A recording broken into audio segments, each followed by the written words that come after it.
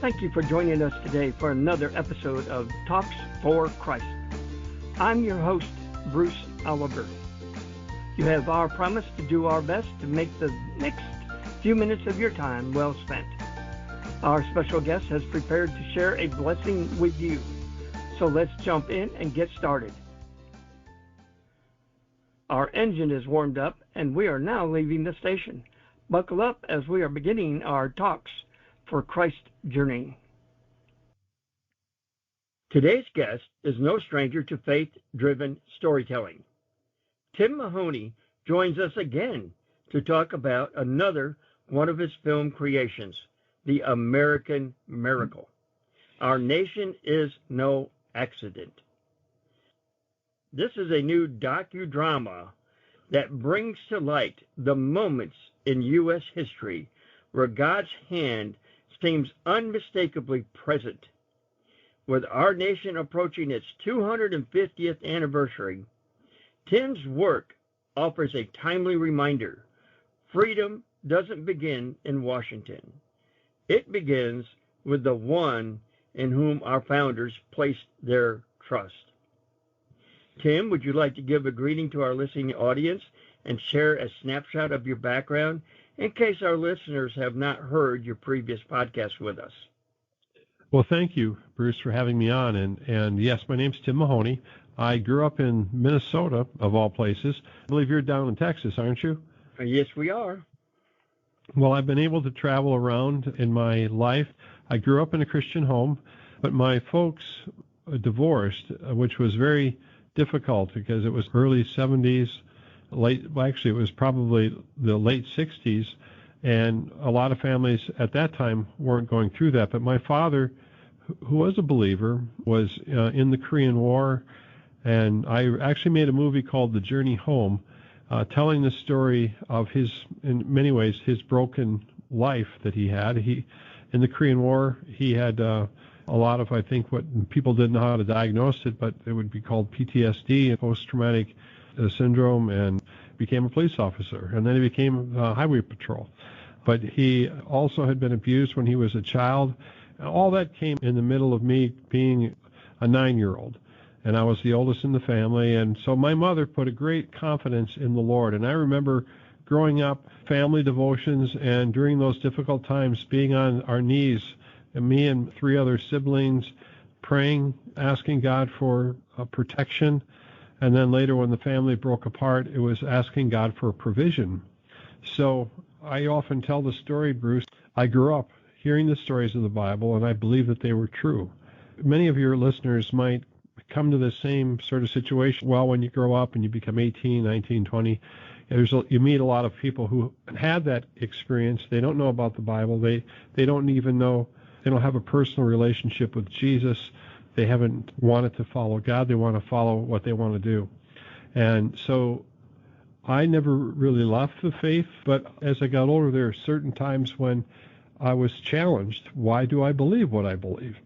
And eventually, as I got married and had children, I was interested in being a filmmaker and a storyteller. And as some people might know, I started an investigation in around 2000 in the story of the biblical story of the Exodus, where I went off to Egypt and eventually Saudi Arabia and Jordan and Israel. And I searched for what we would call a pattern of evidence. And that was the approach that we took, a scientific approach where we would look for a pattern that the Bible had stated happened of events, and we'd see, could we find evidence of what the Bible was saying in the archaeology and in history.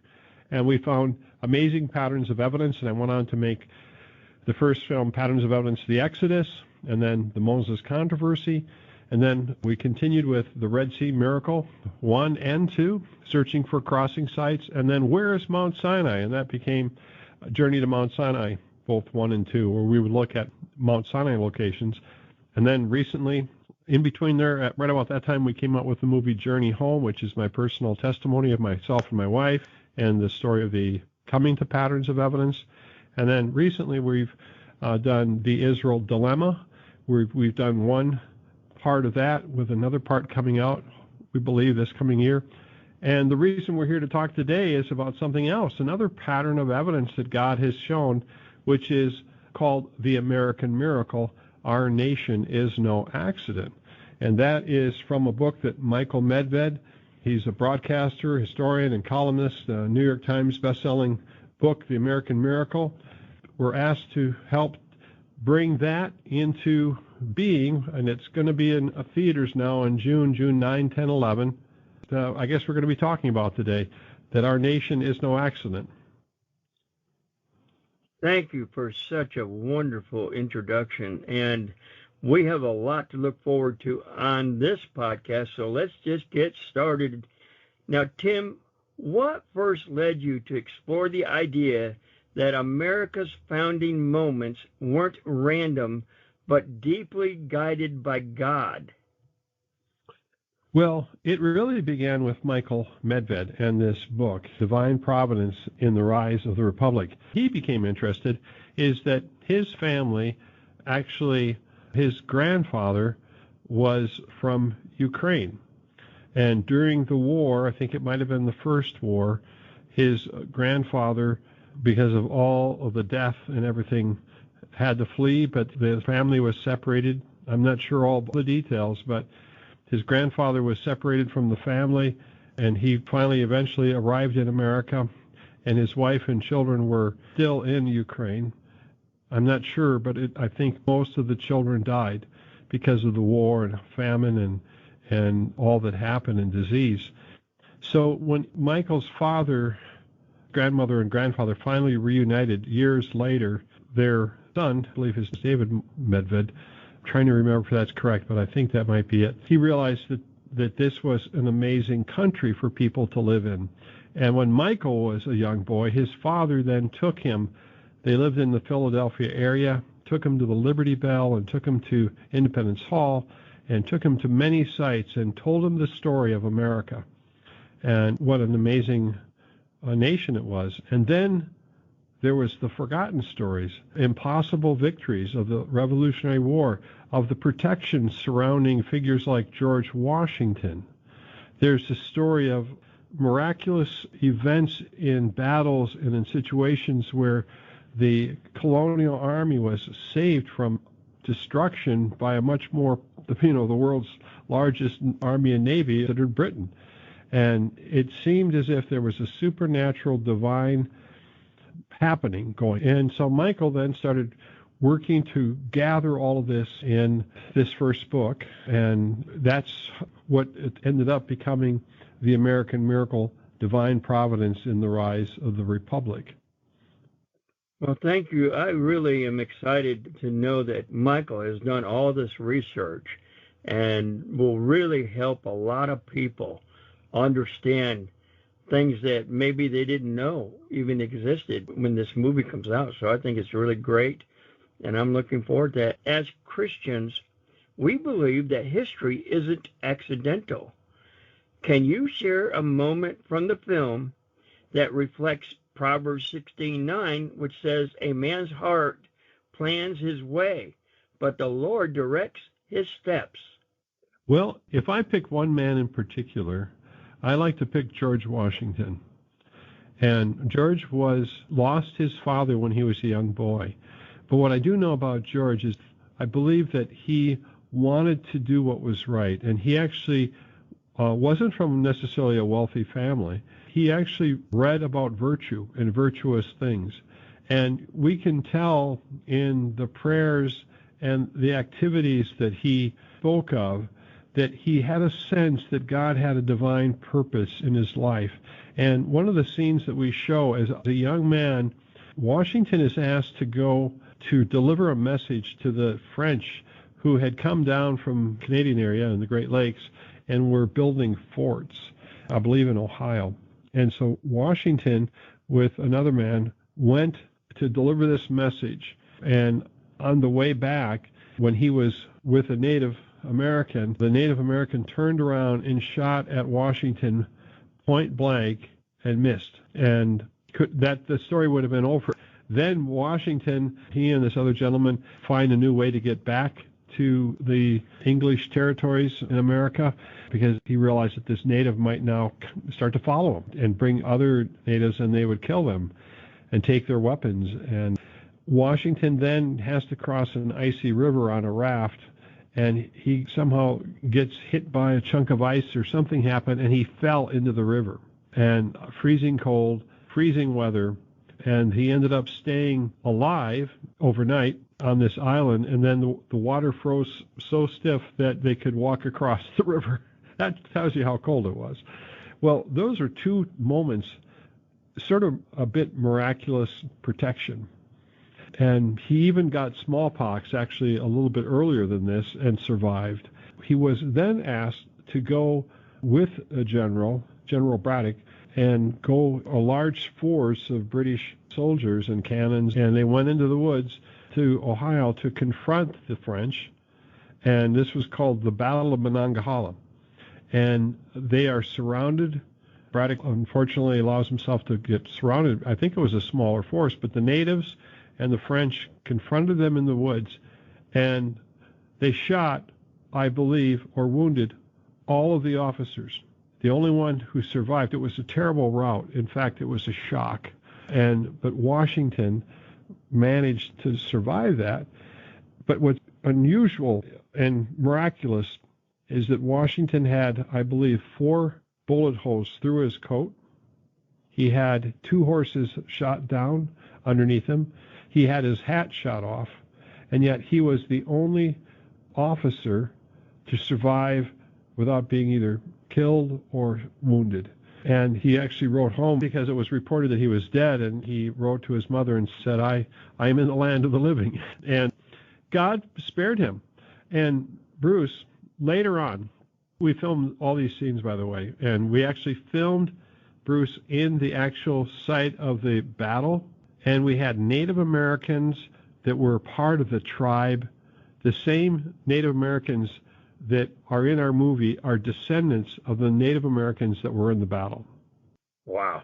And they have the same type of costuming, and so all the uniforms, everything is historically correct. James Gallagher, who is our film historian, and he helped us checking to make sure all the costumes, all the settings were correct, and we had to have firearms specialists because of shooting the weapons. And so it was an amazing experience doing that. But Bruce, what's really fascinating, which most people don't know, is later on when Washington was further into the area there, surveying some land, he was approached by a chief who had been in that battle, and he wanted to speak to George Washington. And they came to a campfire, and he wouldn't eat, he was very serious. He had a message to deliver to George Washington. And he told how they were there and that the rifles that were pointed at Washington that never would fail were not able to hit him. He then prophesied. He said, "You will not die in battle." There's a protection, a great, I don't know if he called it the Great Spirit, or I don't think he used the word God, but he says, you are protected and you will become the leader of a great nation. So we filmed that prophecy because it was written down afterwards by another gentleman. And sometimes, I don't know, Bruce, when you hear certain words, they like burn into your thought. You remember everything, especially if it's something like that. And that was recorded during that prophetic word from the Native American chief. And then about 6 years later, then we have the beginning of the American Revolution. Absolutely fascinating information you shared. I'm like blown away. And how you said that George Washington had some kind of special protection going on around him, bullet holes in his clothing and never getting hit. That's just, God's got his hand on him. Yeah, he did. Absolutely, he did. Let me ask this question, Tim. Why is it important for believers to understand America's spiritual foundation as we approach the 250th anniversary of the Declaration of Independence?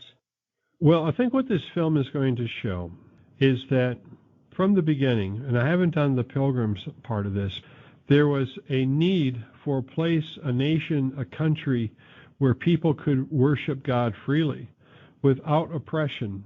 And Puritans that came earlier, They wanted to actually have a place where they could worship God and then go out and evangelize the world.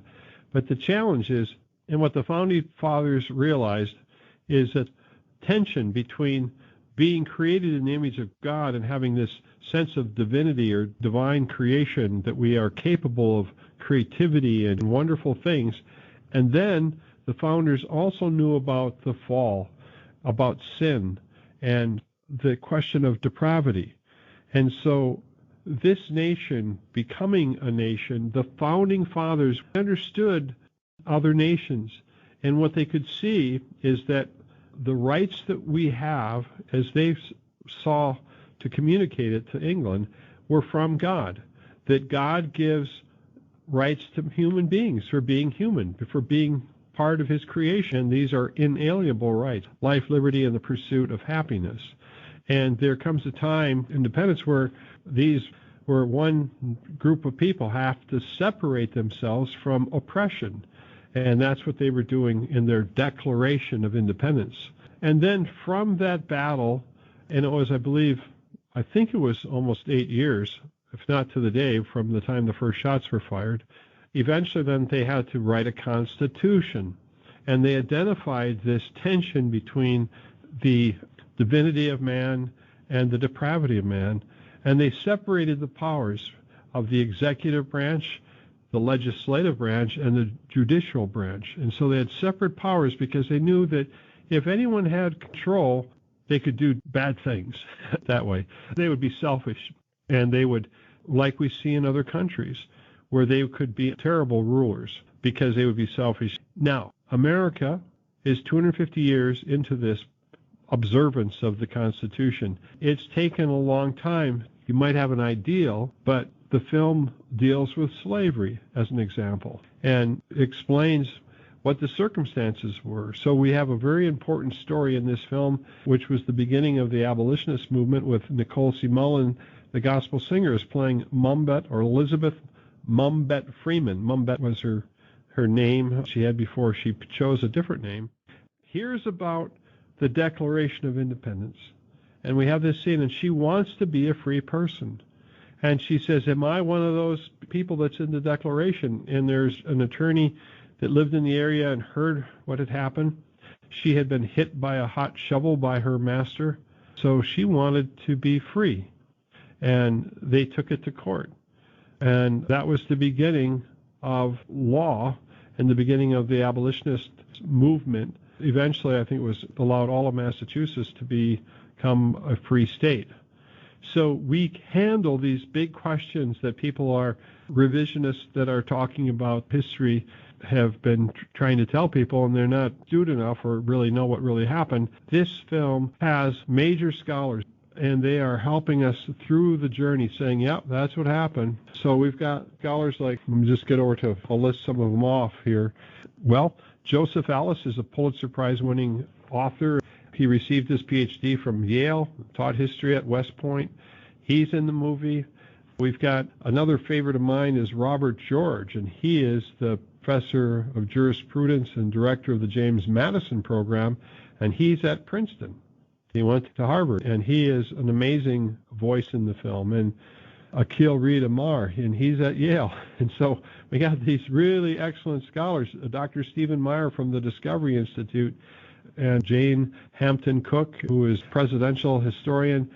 A lot of these wonderful scholars. Mary Thompson, she was George Washington Mount Vernon historian. She's in the movie.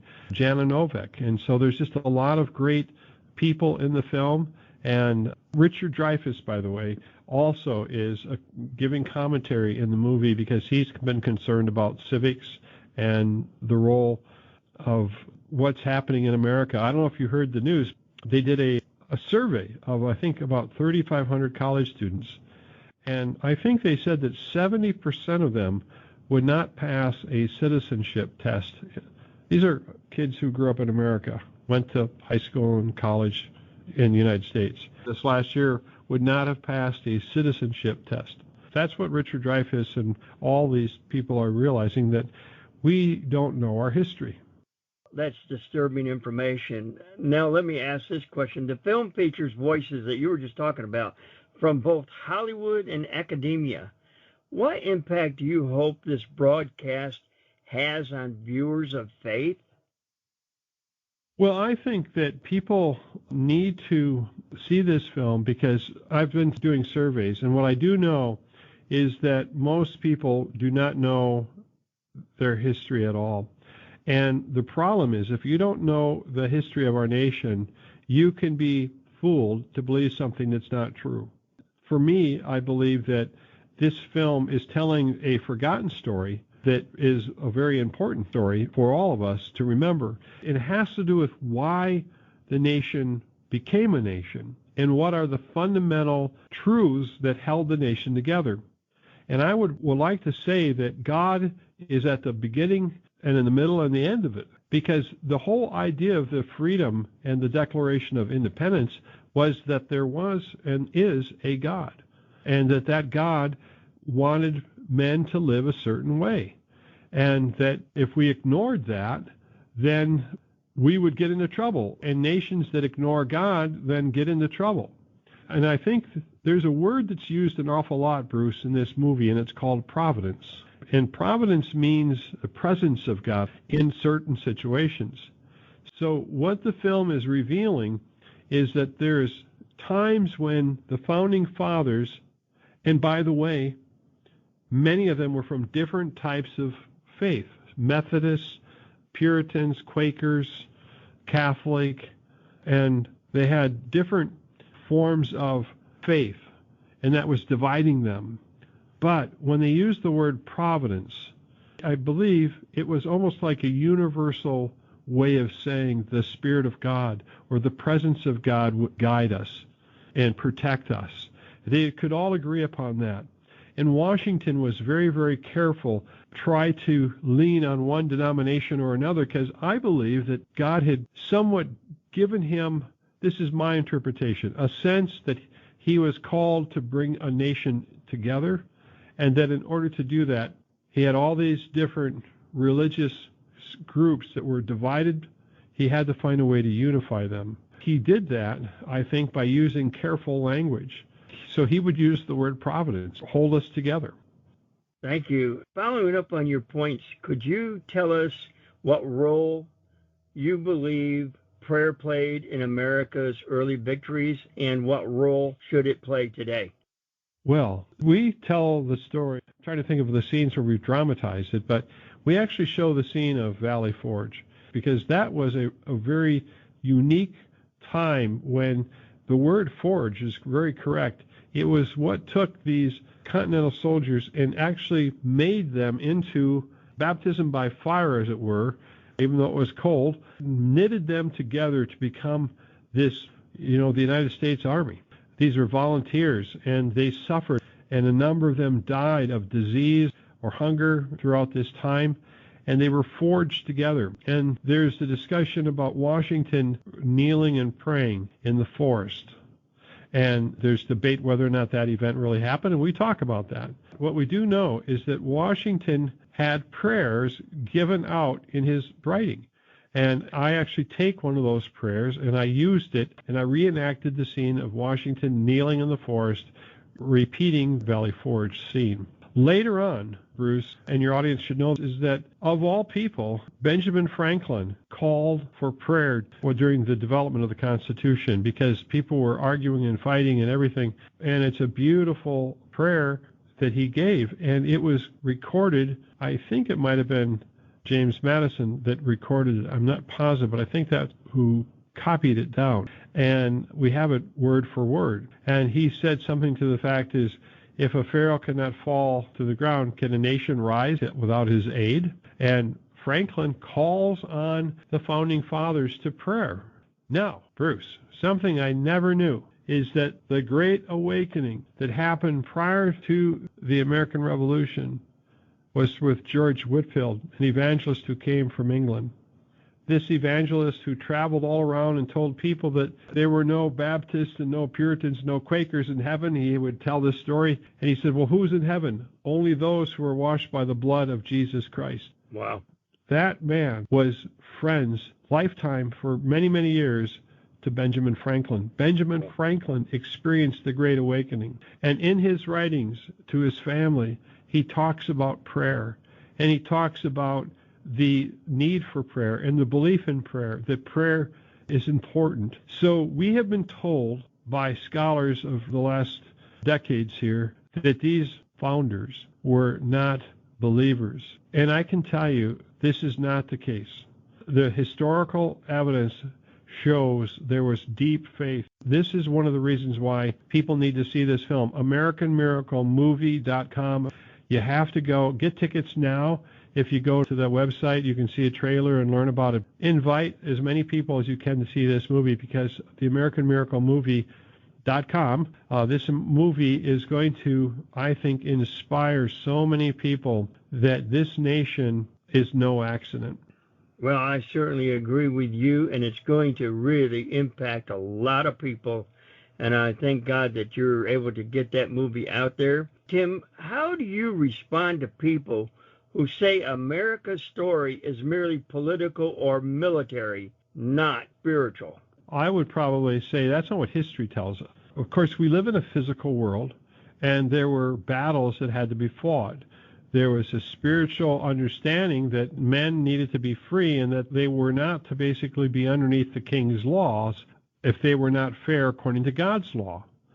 So there was a higher authority that the founders, and I would even say pre-founders, appealed to. They started becoming stronger in their opinions and their conviction. And when things became unfair for the colonies, they just felt that this was not what God would want.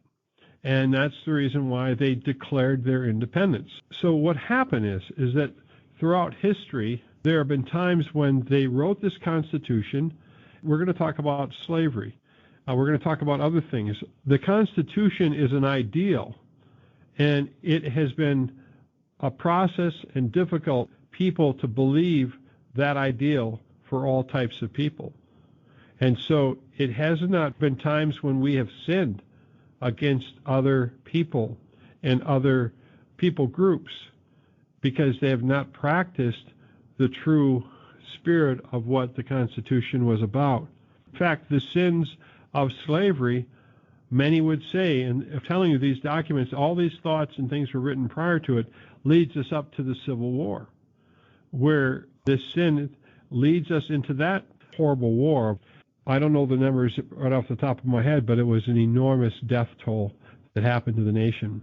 There are times of great awakening that happened prior to the Revolutionary War. There was a second great awakening prior to the Civil War. And our nation now is in a battle. If you're a person of faith, we realize that just as the nation of Israel have parts of it that were fallen and corrupt, so can any nation. And so we're in a battle between, are we going to be moral, and are we going to do moral things, or are we going to do things that are not moral, not virtuous? And so we've moved into a time where a number of people have a completely different worldview about what is right and what is wrong. It's a complicated story to unfold, but that's been what my job is, and this is the very first part of it in the American Miracle, Our Nation is No Accident. So the Constitution is such a powerful and virtuous document. When we fail to live up to it is when we do wrong and do bad, because the ideas behind it are based upon, I believe, biblical understandings. Even though the Bible is not mentioned in the Constitution, God is mentioned in the Declaration of Independence as the creator. Is the Bible mentioned at all in your movie? I have to think. I think it is. It's in Genesis.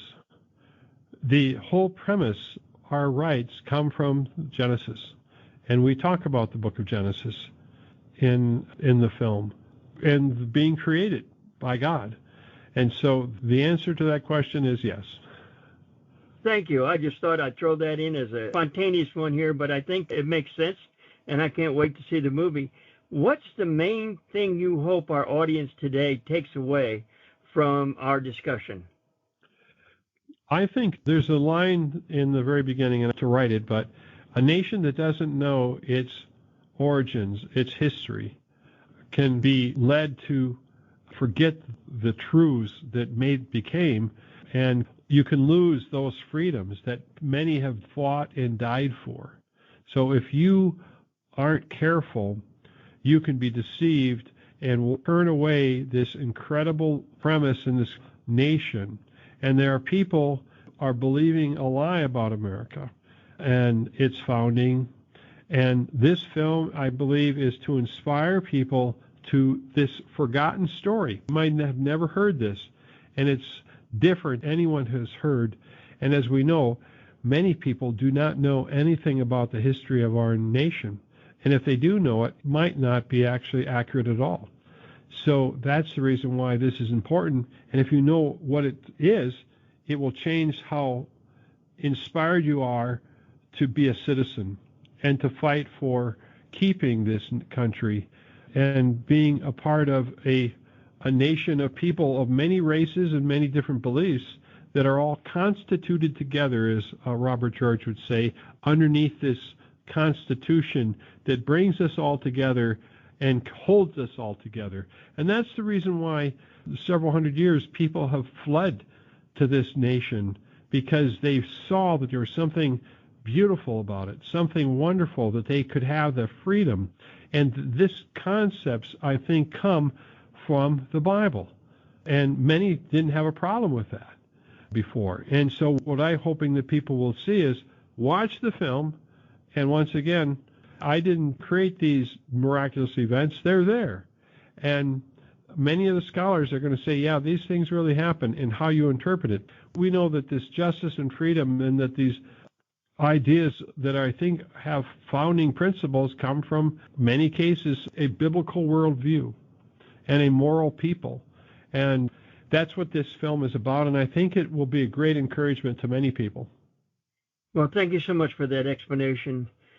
Thank you, Tim, for joining us today for this very eye-opening episode about your movie. Well, thank you. I'm the director, but there's a whole team behind me, and Michael Medved is the author of the book. And so it's a big deal. It's going to be June 9, 10, 11, but you can get tickets now. If you go to AmericanMiracleMovie.com, you can look for the ticket link, type in your zip code, and look for theater will be near you. So this is a great movie to bring people, and bring your children or grandchildren. I say there are some battle scenes, so it's not a kid's movie. But I think if they're mature, probably 8, 9 years old and up, this is a great movie. Hear the story of the birth of our nation, God's providential hand in the birth of that. So thank you very much, Bruce. Well, thank you so much. Whether you're part of our podcast audience at home, in your car, or out on a walk, I want to say thank you for joining us all the way to the end today. Tim Mahoney has reminded us that America's past isn't just about policy. It's about providence. If you're wondering whether God still has his hand on this nation, the American Miracle invites you to look back so you can stand firm in the present. Don't forget to share this episode. Pray for our country. And most importantly, thank God for the liberty he alone gives. Now, ladies and gentlemen, I want to leave you with my favorite quote. With God, I can face tomorrow and experience his peace today. Hope to see you here for our next episode of Talks for Christ. This is your host, Dr. Bruce Oliver, signing off for now. Don't forget, Jesus loves you. It has been great to have you join us for today's podcast. Did you just receive a blessing? If so, would you leave us your comments and questions about today's subject? Check out our podcast directory and join us for another guest speaker real soon. May God richly bless you.